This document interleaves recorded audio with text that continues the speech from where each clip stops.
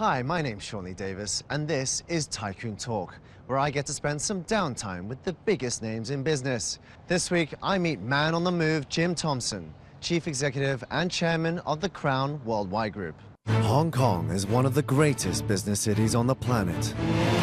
It produces millionaires faster than anywhere else in the world, and making money is a favorite pastime. It's also getting harder, and the question is not just how to survive, but how to thrive. I've interviewed and photographed some of the biggest celebrities in the world in my time as a magazine editor, and successful people all seem to share similar traits. I'm on a quest to discover what drives a tycoon to rise above the rest, not just to be rich, but to dominate an industry. I want to get behind the public facade and reveal their true personalities, as well as their secrets for extreme success. Jim Thompson is CEO and chairman of the company he founded nearly 50 years ago, the Crown Worldwide Group. A self-made billionaire, Jim turned $1,000 into the world's largest private group of international logistics companies. He also has a passion for wine, founding the Crown Wine Cellars 12 years ago, and is very active in charity. I meet up with Jim outside his company's warehouse in Sha Tin to find out what drives him to keep on moving. So, Jim, where are we right now? This is the Sha Tin warehouse. This is one of our main warehouses, and our offices are upstairs. So this is the main facility for Crown in Hong Kong. We have several hundred people working here all the time. So a lot of boxes around here. What kind of clients do you have? Well, these are the main fashion clients. As you know, all of Asia has suddenly become very fashion conscious, especially China. And so we are the company that receives all the goods and distributes them to the retail shops. And so it's a big growing business in all aspects, men's fashion, women's fashion. Now, logistics, people wouldn't say that's a very interesting trade. I mean, personally, I don't find it that interesting, but for you, you made a whole career out of it. How did you get into it, and what inspired you to get into this business? Well, first of all, I'd say logistics is one of the most essential industries in the whole world. It may not be sexy, but it's amazingly important. And say the way I got involved is that my father, in his early years, was always involved on ships or in freight terminals and all that. So I kind of grew up around port cities. And my first job, actually my dad helped me get it, was in a logistics company. It was really moving people's furniture in Japan. And so I just sort of fell into it. Why didn't you take us back to the beginning? How did it all begin? In the beginning of the company, I went to Japan because I was really excited to learn more about the world. I didn't have a plan, and so I started working there, moving U.S. military families' household goods. But I decided to stay there, and I did a very irrational thing because I didn't really have any money, but I decided to start a business. And that's how it all began. It was just a day-to-day, hand-to-mouth operation. We had $1,000, $2,000 that we had access to, so ridiculously small amount of money. And you've kept the company private. Yeah. There's never been a desire to take it public, or? No, I have always insisted I was going to be a private company rather than a public company. We have had a lot of invitations to take the company public, but I think for us, you know, the staff we have are all committed to it. We are committed to long-term goals like building facilities and that sort of thing. And for me, the secret was really just reinvesting everything back into the company. By my observation, I mean, people who have successful businesses, very often they want to live a better lifestyle and, you know, spend a lot of money on airplanes or boats or whatever they do. My thrill came out of reinvesting back into the business and watching things develop. Let's say you're a new business now in the logistics business. Would you come to Hong Kong or start here? You know, I'm asked that question a lot by young people. Is it still possible to start a business? And I invariably say yes. I mean, there's no perfect time to start a business. You know, whether it's my story or other successful people's story in terms of their businesses, I don't think there was anything magic. Sure, the timing was lucky, but I think there's lots of opportunities in China and other parts of Asia. This is becoming a rich part of the world and a lot of needs for things. So certainly in service industries, I think there's a tremendous opportunity. So how important is technology in your business operations? Yeah, technology is huge in logistics these days because things have to move quickly and they have to be in the right place at the right time. Especially when you see things like this, all the boxes look exactly the same, but in fact, they're not all the same. The product inside is different, so we have to be able to know what shelf they're on, what's in each box, and get it to the retail outlet as quickly as possible. If it's not there, it can't be sold. So clients are very, very keen to have just in time, get it on their shelves just in time. So it's very big. We continue our tour of the warehouse, where Jim has a little surprise for me. Sean, you don't think the logistics business is very sexy, so I want to give you a little treat here and let you see if you can operate one of these machines that we have in the logistics business. I know you've never done this before. It's the pinnacle of forklifting design. Have you ever tried? Have you ever driven one? I have, actually. Do you know how to drive one? Let's see if you can do it first. Okay, so what do I do? Is it just like brake, off, and... Oh, no, that's back. Okay, we're gonna go forward. Okay, here we go. Got my little rear view mirror. Yeah. So here we go. Look at that, piece of cake. Now don't you feel the logistics industry is sexy? I think I could get used to the logistics business.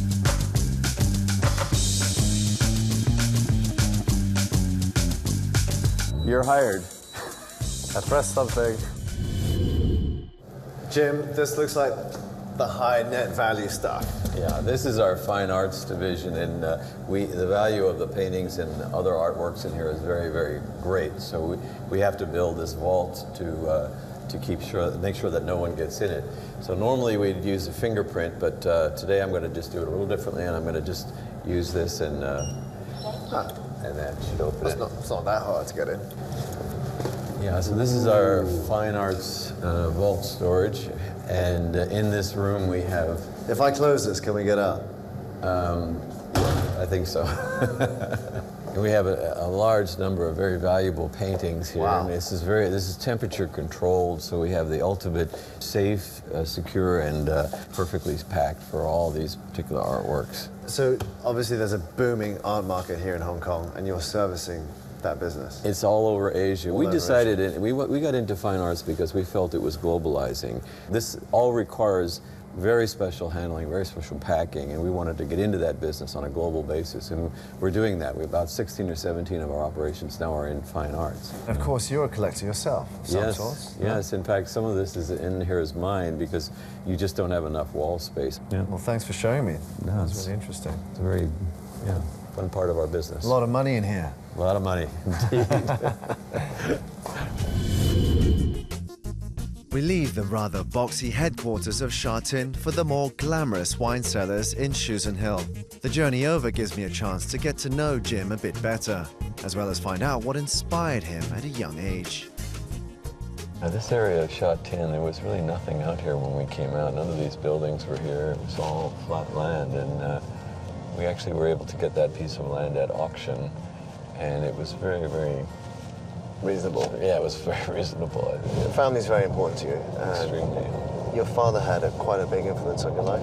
He did, and the reason was he was a young boy that grew up in New Jersey, and his father disappeared, so to speak, and he was the oldest son, so he never got a chance to get an education.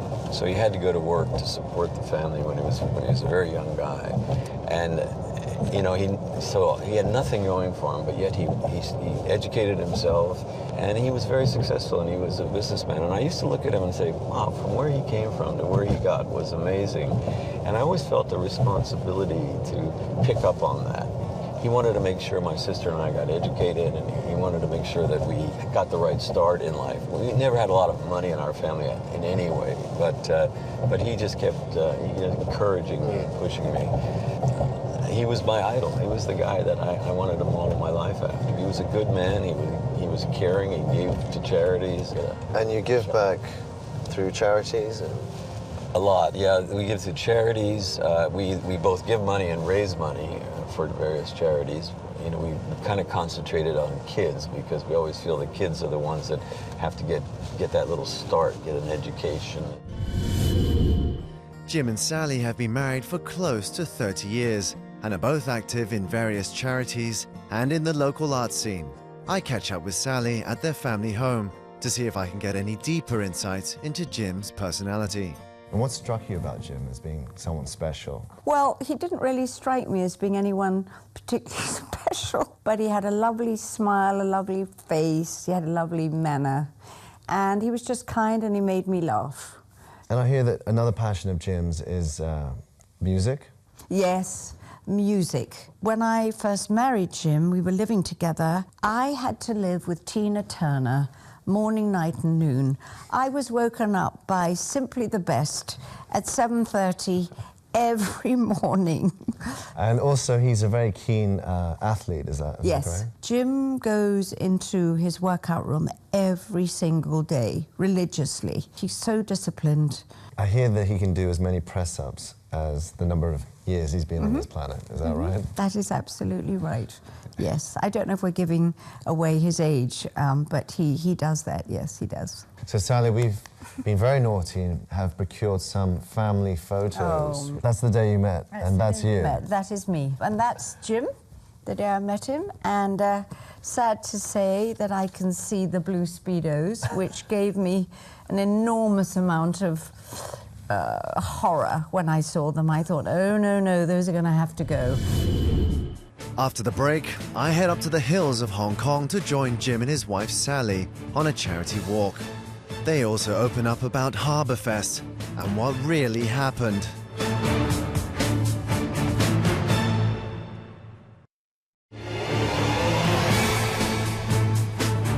Welcome back to Tycoon Talk.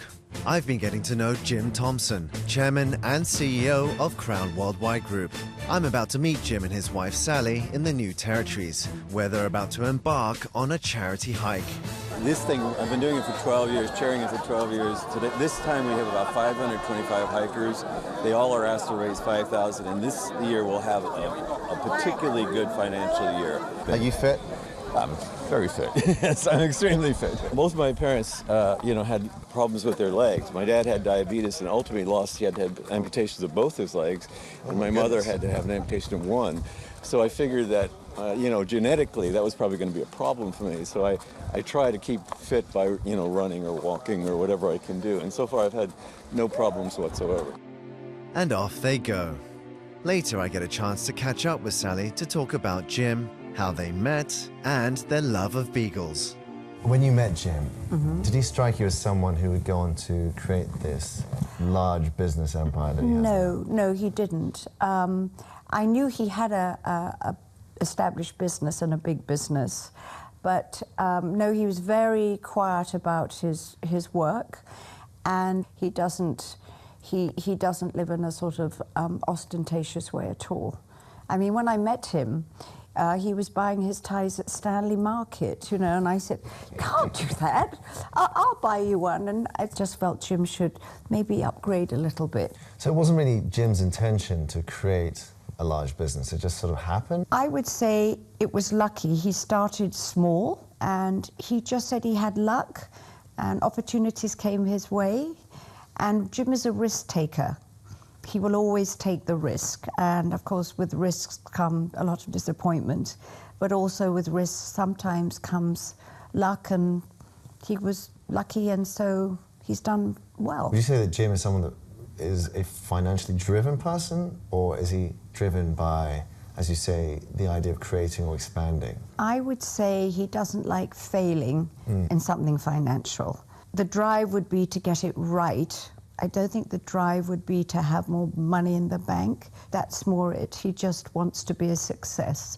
And if success means money, then I guess maybe it's there as well. You have all beagles. I have, yes, they're all rescues. We had 3 beagles at the beginning, and then I must have got a name for loving beagles because I've rescued them. This one, Beatrice, she was in a cage in a housing estate in Sha Tin. Billy was living under a car with no fur at all.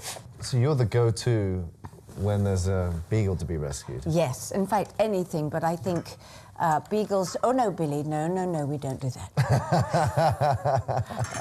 It's delicious, but we don't do that, do we? And, I mean, You don't have any children with Jim? No, I don't. But you sort of treat these Yes, dogs... I do, I'm afraid. Absolutely. They are, I'm completely besotted with them. They have their own baskets, they have their own blankets. You know, I practically feel I gave birth to them. No, they are my babies. They are my babies. Oh, Billy! Sorry. Sorry. Oh, yes. With dogged determination and a bit of Irish charm, Jim has built his company into a global leader in logistics, asset and record management. But Jim now takes me over to his passion project, Crown Wine Cellars. This converted World War II ammunition bunker is now a World Heritage Site, featuring controlled wine storage alongside a members-only restaurant. This is the library, which is a very special room in the wine cellar. It's hard to believe that this was once a bunker full of military equipment and bombs. A lot of these bottles we've had are special parties and special people who have come. This one I think is kind of interesting. This is Francis Ford Coppola, the great director, who also has a winery in Napa called Rubicon. So he signed this for us. Jim shows me the wine vault where customers keep their most treasured vintages, some of which can be worth up to $150,000 US. After looking at all that wine, it's time to open a bottle and reminisce. We chat about the wine business and also about Harbourfest, the event that Jim helped organize in 2003 to put Hong Kong back on the map after SARS. So Jim, how did you get into the wine business? Well, I've always enjoyed a good glass of wine, and I always wondered if we could possibly do a logistics of wine, storing it in the right conditions and this sort of thing. And about 10 or 12 years ago, we had a delegation to South Africa, and we went to many places, and some of them were wineries. And so the idea he came up with at the time was, why don't we turn Hong Kong into some kind of a wine center? But then myself and the fellow who's the manager here, Greg Dieb, who was then with the South African consulate, said, well, why don't we find a place that we could do this? And we came to this place, which was a bunker built for the defense of Hong Kong in 1940s, and it was abandoned, basically. And we approached the government, and we told them about our idea, and they got quite interested, and so we ended up making a deal with them. And then we found there were people that needed that. There was no wine storage facility in Hong Kong. 2008, I think it was, the government took the tax off wine. All the wine collectors from Hong Kong, who were keeping their wines in the UK and elsewhere, decided to move their wines to Hong Kong. So the business became very viable, and it's a huge amount of fun just to enjoy wine in a place like this. So it's more of a passion project for you? Absolutely. I mean, we didn't intend, I thought to myself, if I don't lose money on it, why not have a bit of fun and enjoy it? But in fact, it does make money now, so it's been a win-win for us. You've had a lot of successes in your career, but it hasn't always been smooth sailing. Harbourfest, which a lot of people criticize Harbourfest. I personally enjoyed it. Can you tell me a little bit about what went wrong and what went right with Harbourfest? Well, yeah, first of all, let me just say that Harbourfest is one of the highlights of my life. It's something so different than anything I'd ever done before, and the way I got involved in it was I was sitting on the rejuvenation committee that was established to try to get Hong Kong back together after SARS. But what really happened, I think, is the media was really against it, and so we got a lot of bad press about it. And so I took a lot of personal flack about, you know, doing things wrong or whatever, and it was painful in a way. I also asked Sally, the woman who knows him best, about how Harbourfest affected him and how they both dealt with the fallout. Harbourfest was very hard for Jim. He will probably tell you it's the thing he's the most proud of doing in his entire life. He did it because he wanted to bring Hong Kong back onto the map after SARS. You've never publicly apologized for Harbourfest. Right. Some people maybe expected that you should have done. Do you feel bitter about it at all? We had so many volunteers support us and help us, and they worked day and night to make that thing happen. And I just couldn't sit and say, we did something wrong, because I didn't feel we did anything wrong, and therefore there's nothing to say we're sorry for. You know, the media had a field day. We were getting ready to go to a function at the Grand Hyatt. It was an evening to do with wine. On the news at 7:30, it said another fiasco with the Harbour Fest. The chairman, his wife, Sally Ann Barrington Thompson, it turns out that the money is actually been found all in her account. Anyway, I remember bursting to tears and Jim saying, no, no, no, we're going out to dinner. And we walked through to the ballroom and the doors opened. Everybody stopped talking. I just wanted the world to gobble me up. And I had a very dear friend waiting, and I remember staring at her, and that got me through the walk through the dining room. But I wasn't ashamed. I wasn't ashamed at all. But it was about $100 million worth of government money. Do you think that could have been better spent elsewhere? At the end of the day, it really wasn't $100 million because we did give them money back in terms of taxes. We prepared a beautiful video that was shown around the world. People around the world were being paralyzed with fear about Hong Kong being the home of SARS, and then there's Mick Jagger out there and the Rolling Stones, and so it all had value. Would you do it again? No. No, I think my career as a concert promoter is over. It was a wonderful experience, and we actually did hope at one point that it could be a sort of a every other year type event. Something like this would be for another set of people, but it could have been something that could have made Hong Kong proud. Do you think that an expat can come out to Hong Kong these days and still make an impact in business here? Yes, I do, and I think many of them are in lots of different ways, in the area of design, in the area of restaurants and bars and that sort of thing. I think Hong Kong is really still a good place to develop ideas, and I think going forward, one of the areas, the creative part of Hong Kong, which had been missing for a long time, the art galleries and that type of thing, are now flourishing a bit. And when West Kowloon gets developed, there'll be even more clustering of the arts type people. Yeah, I think that's a great opportunity, and I think expats can contribute a heck of a lot in those fields. I've been told by Sally about Jim's fanatic fitness regime. According to her, Jim can do a push-up for every year of his life. That's 74 push-ups in one go. So I thought I'd challenge him to a contest.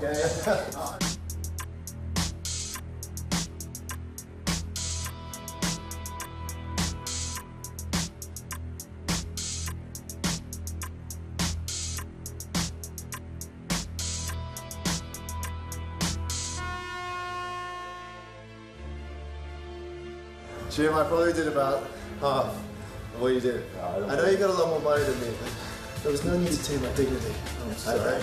From a humble background in New Jersey, Jim was inspired by his father to go further than he ever could have imagined. Probably one of the nicest billionaires you'll ever meet, his warm personality belies a steadfast resolve and an ability to play the long game. With even greater ambitions lying ahead and no signs of retiring, Jim Thompson is a man that will keep on moving.